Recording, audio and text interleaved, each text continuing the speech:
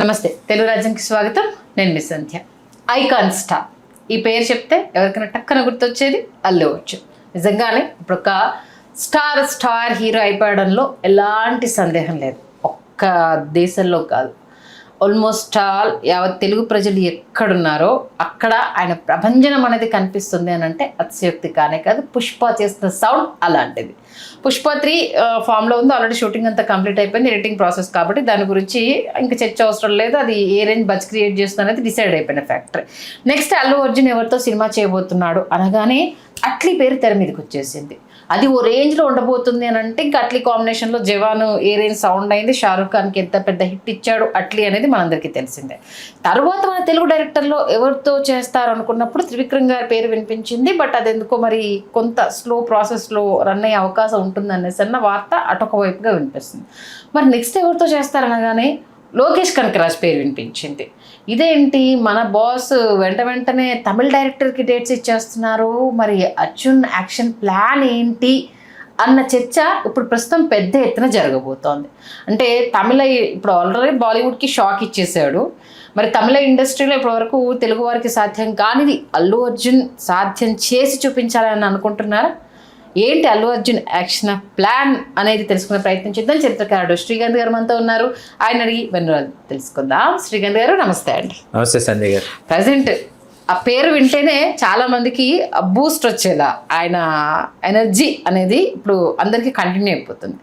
Shock ఏంటంటే ఒక్కరు తమిళ డైరెక్టర్తో అంటే ఏమైనా అనుకోవచ్చు, వెంటనే మళ్ళీ లోకేష్ కనకరాజు కొంచెం వెనుకబడినా ఆయన క్రేజ్ అయితే ఏం తగ్గలేదు.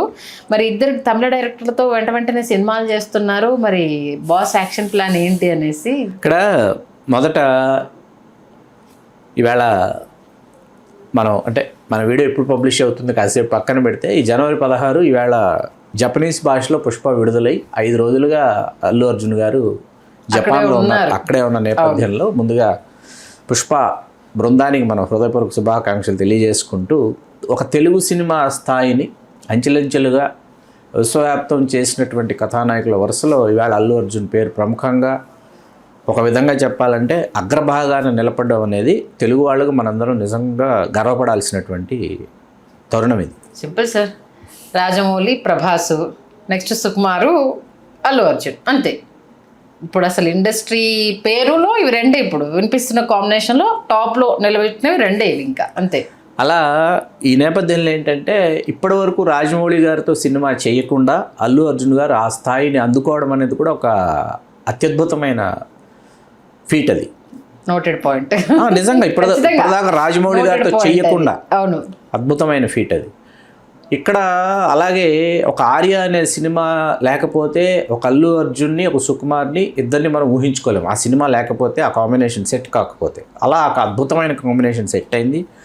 ఇవాళ అంత గొప్ప దర్శకుడిని తెలుగు సినిమా పరిశ్రమ కాదు, యావత్ ప్రపంచ సినిమా పరిశ్రమకి సుకుమార్ లాంటి ఒక గొప్ప రైటర్ని, స్క్రీన్ ప్లే రైటర్ని, డైలాగ్ రైటర్ని, డైరెక్టర్ని మనకు అందించినటువంటి హీరోగా అల్లు అర్జున్ గారు ఎప్పుడు. ఎందుకంటే 72వ కథ ఆయన అప్పటి గంగోత్రి తర్వాత ఉన్న కథలో 72వ కథ ఆర్య. ఓకే, అట్లాగా చాలా సంతోషపడాల్సినటువంటి అంశం సుకుమార్ గారు లాంటి డైరెక్టర్ని అల్లు అర్జున్ గారు ఇచ్చారు. అందుకే కదా ఆ డార్లింగ్ లేకపోతే ఈ డార్లింగ్ లేరు అంటారు, ఈ డార్లింగ్ లేకపోతే ఆ డార్లింగ్ లేరు. సుకుమార్ గారే అన్నారు, పుష్ప 2 కేవలం నీకోసమే చేశాను నేను అంటే. ఆయన తన జానర్లో నుంచి కొంచెం డివేట్ అయ్యి అల్లు అర్జున్ జానర్లోకి వెళ్ళి చేశాడు ఆయన ఆ సినిమా. అంటే కమర్షియల్స్ని దృష్టిలో పెట్టుకొని చేసినటువంటి సినిమా అది. ఈస్థెటిక్స్ని పక్కన పెడతా అది ఈస్థెటిక్గా కూడా అద్భుతంగా ఉంది, లేదని నేను చెప్పను. కానీ ఆ సుకుమార్ గారి ఈస్థెటిక్స్ కొన్ని ఉంటాయి, వాటిని పక్కన పెట్టి కమర్షియల్ జానర్లోకి వెళ్ళారు. సరే, ఇప్పుడు మనం అసలు సంగతిలోకి వస్తే ఏంటంటే అట్లీ త్రివిక్రమ్ గారి కంటే ముందు అట్లీ అప్రోచ్ అయ్యాడు. ఓకే, అల్లు అర్జున్ని అప్రోచ్ అయ్యి అప్పుడు అనుకున్నటువంటి ఒక లైను, దాన్ని ఈ విధంగా ఈ కైండ్ ఆఫ్ దీంట్లో ఉంటుంది, ఈ జానర్లో ఉంటుంది, ఇట్లా డెవలప్ చేస్తున్నాను అన్నప్పుడు అతను త్రివిక్రమ్ గారి వైపే మొగ్గు చూపాడు. ఎందుకంటే ఆఫ్టర్ రగ్గిడ్ మాస్ క్యారెక్టర్ కదా పుష్ప 1 పుష్ప 2 చేసిన తర్వాత టోటల్గా ఒక మైథలాజికల్ క్యారెక్టర్ ట్రాన్స్ఫర్మేషను స్పిరిచువల్గా బాగుంటుంది అని చెప్పేసి త్రివిక్రమ్ గారు చెప్పినటువంటి దానిలోకి అతను మౌల్డ్ అవుదామని ఫిక్స్ అయ్యాడు.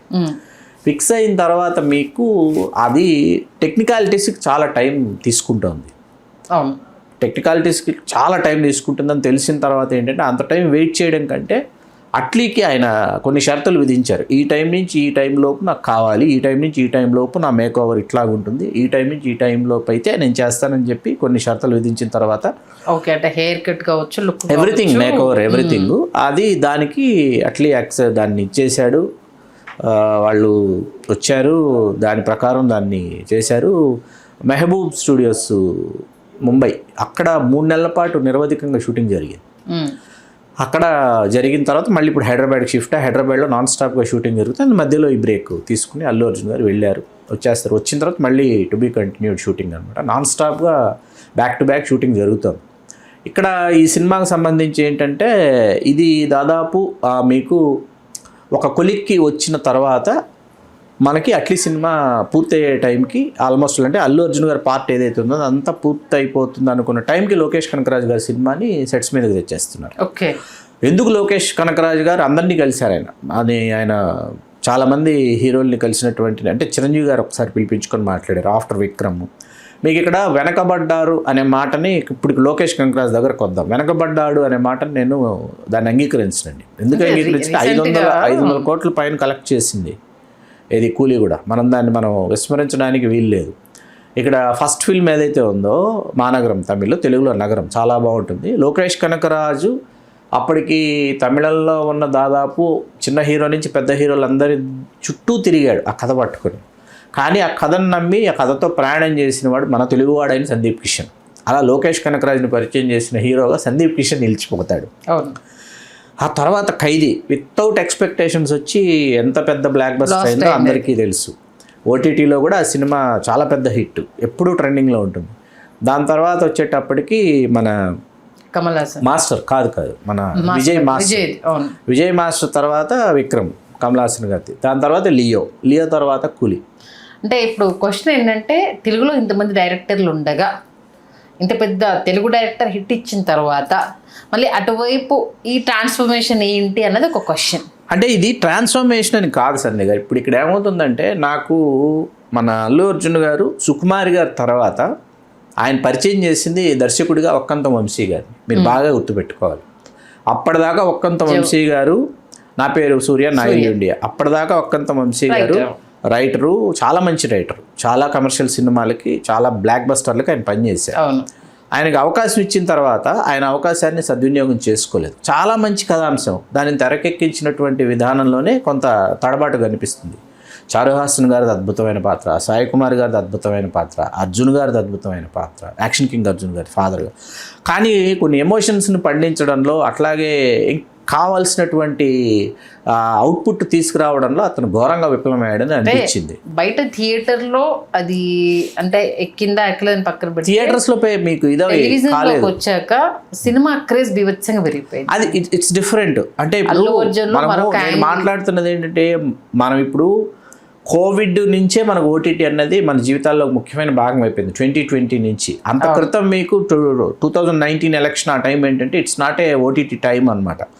అప్పటికి మెయిన్ స్ట్రీమ్ ఛానల్స్ ఉన్నాయి, ఎంటర్టైన్మెంట్ ఛానల్స్ ఉన్నాయి, శాటిలైట్ రైట్స్, వీటి గురించే మాట్లాడుకోవాలి. థియేటర్లలో ఏంటంటే అల్లు అర్జున్ సినిమా నుంచి ఏమైతే ఆశిస్తారో అది ఆ సినిమాలో ప్రేక్షకులకి అందల. ఇప్పటి వరకు దర్శకులందరితో ఆయన చేసిన తర్వాత ఏంటంటే తెలుగు దర్శకులు సురేందర్ రెడ్డి గారితో ఆయన ఇంకొక సినిమా చేయాలని నా మటుకు నాకు అనిపిస్తుంది. ఎందుకంటే రేసుగుర్రం వాళ్ళిద్దరు కాంబినేషన్లో చాలా పెద్ద హిట్. రేసుగుర్రం 2 కూడా ఒక దశలో వాళ్ళు ఆలోచించారు దాని గురించి, వేద్దాం ఎట్లా ఉంటుందని. దర్శకులు తెలుగులో లేక కాదు, లేకపోతే వాళ్ళు వండి వార్చలేక కాదు. విషయం ఏంటంటే ఇక్కడ చాలా విషయాలు ఇక్కడ ముడిపడి ఉంటాయి. ఇప్పుడు త్రివిక్రమ్ గారు అని అనుకుంటే మళ్ళీ 3 సినిమాలు చేశారు. ఇంకో సినిమా చేయాలని నాకు ఉంది. అల్లు అర్జున్ త్రివిక్రమ్ కలయికలో ఖచ్చితంగా 4వ సినిమా రావాలని నేను కోరుకుంటా. నాకు గుర్తుంటే 2022 పుష్ప 2 ఇంకా అప్పటికి విడుదల కాలం 2024 డిసెంబర్ కదా మనకు పుష్ప రిలీజ్ అయింది. 2022 అక్టోబర్ నాటికి అల్లు రామలింగయ్య గారి శత జయంతికి అల్లు రామలింగయ్య గారి స్వర్ణ కంకణం త్రివిక్రమ్ గారికి ఇచ్చారు. ఓకే, ఇస్తే నాకు అనిపించింది ఏంటంటే నెక్స్ట్ సినిమా డైరెక్టర్ ఆయనే కాబట్టి ఆయనకి ఇస్తున్నారని నాకు నేను సమాధానపరుచుకున్నాను. ఎందుకంటే ఆ డైరెక్టర్ని మనం గౌరవించుకోవాలి. నెక్స్ట్ మన సినిమా డైరెక్టరు, అట్లాగే మనకి ఎవరు ఊహించినటువంటి సినిమా పుష్ప 2 తర్వాత ఇవ్వాలని. అట్లాంటిది ఆ తర్వాత నిర్ణయం మార్చుకున్నారు. ఎందుకు మార్చుకున్నారంటే టేక్స్ టైమ్ ఫర్ టెక్నికాలిటీస్ అనమాట. ఓకే, అందుకని అది వెయిటింగ్లో హోల్డ్లో పెట్టారు. హోల్డ్లో పెట్టి ఉన్నారు చాలామంది డైరెక్టర్స్ ఉన్నారు. మీకు రాజమౌళి గారితో ఒకటి చర్చల దశలో ఉంది. ఎప్పటి నుంచో విజయేంద్ర ప్రసాద్ గారు, రాజమౌళి గారు ఎప్పుడు అల్లు అర్జున్ గారికి సంబంధించి ఒకటి వస్తోంది, ఒక డిస్కషన్ జరుగుతోంది. నాకు తెలిసి మహేష్ బాబు గారి సినిమా అయిన తర్వాత ఉండొచ్చు అని నేను అనుకుంటున్నా. కానీ ఈ 2 సినిమాలు అయ్యి, త్రివిక్రమ్ గారిది అయిన తర్వాత కానీ మీకు సుకుమార్ గారి పుష్ప3 ట్రాక్ ఎక్కుతుందేమో అని కూడా అనిపిస్తుంది. చూడాలి ఏం జరుగుతుందో. మొత్తానికి అంటే ఏదో ఒక స్ట్రాటజీ అయితే ఉంది ఖచ్చితంగా తమిళ డైరెక్టర్లు తెర మీదకి రావడానికి. అంటే 2 తమిళ దర్శకులు వెంటనే వరుసగా. ఓకే, అంటే ఇప్పుడు అట్లీతో సినిమా ఎప్పుడు మనకి కంప్లీట్ అయ్యే అవకాశం ఉంది? మనకి ఈ డిసెంబర్ అని అంటున్నారు కానీ ఈ డిసెంబర్కి రాకపోవచ్చు, నెక్స్ట్ ఇయర్కే వెళుతుంది. 2027 26 December. December is the right best time for Allu Arjun. ఎప్పుడు పుష్ప3 మధ్యలో రిలీజ్ అవుతుంది కాబట్టి పుష్ప3 రాదు, మీకు ఫస్ట్ వచ్చేది అట్లీ సినిమా. అట్లీ సినిమా తర్వాత లోకేష్ కనకరాజు, ఆ తర్వాతే పుష్ప3 ఉంటుంది. త్రివిక్రమ పుష్ప3 అన్నది తర్వాత తెలుస్తుంది. ఇప్పుడు మీకు పుష్ప3 రాదు. ఇప్పుడు అసలు పుష్ప3 అన్న రిలీజే ఉండదు. మీ పుష్ప3కి సంబంధించిన ఏ పనులు అధికారికంగా ఏవి మొదలు కాలేదు. ఉంటుందని సుకుమార్ గారు కన్ఫర్మ్ చేశారు. అదేంటండి బయట ఆల్రెడీ షూటింగ్ కంప్లీట్ అయిపోయింది. ఎలా కంప్లీట్ అవుతుంది? కంప్లీట్ అయితే మనకు షెడ్యూల్స్ తెలుస్తాయి. మొత్తం అట్లీ షూటింగ్ లోనే ఉన్నాడు కదా. బిఫోరే అంతా కంప్లీట్ చేస్తారు, అందుకే డిలే అయిపోయింది. ఇప్పుడు మనకి 2024 డిసెంబర్ అండి. ఏది పుష్ప2 2025 అయిపోయింది. ఆయన క్యాలెండర్లో 2025 అయిపోయింది. ఈ సంవత్సరం ఎట్టి పరిస్థితుల్లో అట్లీ సినిమా రిలీజ్ చేసేయాలని. ఓకే, అది ఆగస్టా, సెప్టెంబరా, అక్టోబరా లేకపోతే డిసెంబర్ అన్నది విఎఫ్ఎక్స్ వర్క్స్ని బట్టి ఆధారపడింది. మరి మీకున్న అంచనా ప్రకారం ఈ కాంబినేషన్లో సినిమా ఎలా ఉండబోతుంది? అద్భుతంగా ఉంటుంది, సందేహమే లేదు. అంతేనా? ఎందుకంటే ఎప్పుడూ కలవనటువంటి ధృవాలండి ఇవి. ఇప్పుడు అట్లీ కూడా వెయిట్ చేశాడు. ఆ కథ అల్లు అర్జున్ మీద వర్కౌట్ అవుతుందని నమ్మాడు అతను. నమ్మి అతను వెయిట్ చేశాడు. కాబట్టి ఇప్పటికీ దాని గురించి మనం ఇంతే మాట్లాడుకుంటే చాలా బాగుంటుంది. ఓకే, మొత్తానికి ఈ మార్పు రేపు రాబోయే రోజుల్లో మరో బ్లాస్ట్కి అయితే కారణం కాబోతుంది. ఖచ్చితంగా చూద్దాం మరి ఎలాంటి స్టోరీతో అట్లీ ఫస్ట్ లుక్ని కావచ్చు, ట్రైలర్ని కావచ్చు, దానికి సంబంధించిన విశేషాలని కావచ్చు. ఈ మధ్య ఓ ట్రెండ్ నడుస్తుంది, అంటే క్యూరియాసిటీ పెంచేసి అవి చూస్తున్నాము. మరి వీళ్ళిద్దరి కాంబినేషన్లో ఎలాంటి అద్భుతాలు రాబోతున్నాయి అనేది ఈ తెర మీద చూడాల్సిందే. మీరు చెప్పిన దాని ప్రకారం వెయిట్ చేద్దామని మరొకసారి మన తెలుగు స్టార్ అలా అందలంలో కనిపిస్తారు అని అంటే అందరికీ హ్యాపీయే కదా. థ్యాంక్ యూ శ్రీకాంత్ గారు, మంచి విశ్లేషణ ఇచ్చారు. Thank you.